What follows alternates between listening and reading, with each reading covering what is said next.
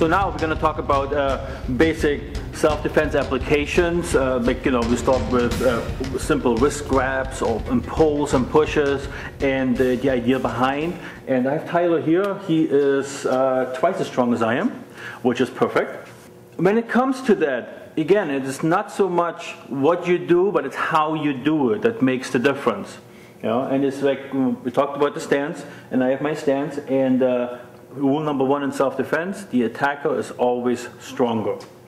So if he grabs my wrist, let me just go through different scenarios here. When he grabs both of my wrists, he cannot punch me. Meaning, I don't really have to do anything. Just wait, because if he wants to hurt me, he has to let go. And as soon as he lets go, I go forward.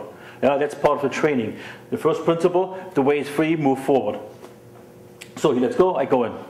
He can only prevent me from going into one, or from pushing into one direction. Meaning, if I want to move my arms out, he goes against it and brings them back in.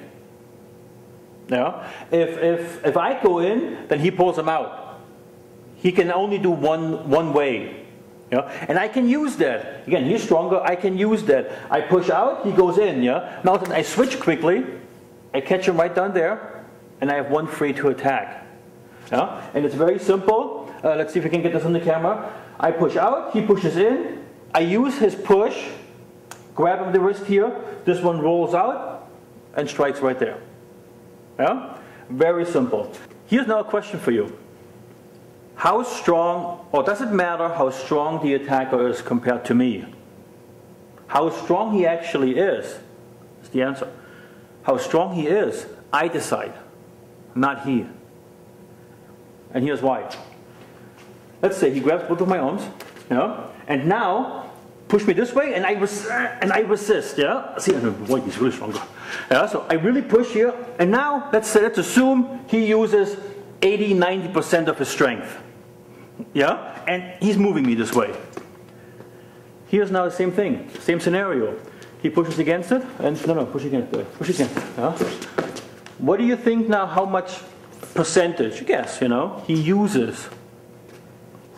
It's definitely a lot less. You can say 20 or 30 or 40, whatever. So it's definitely a lot less. What does that mean? That means if I resist, he grabs again. If I resist this, now he can use all his strength. And since he's the attacker, he's got more than I have.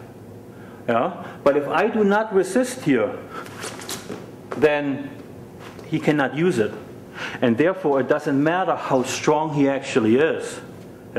I decide. When it comes to pushes, he pushes, again, I do not want to resist. Also, I don't want to lose my structure. But I don't want to resist. So he pushes. I use that. And I control it. And my stance is right there. Remember? The 100 and 0. That's what this now becomes really important.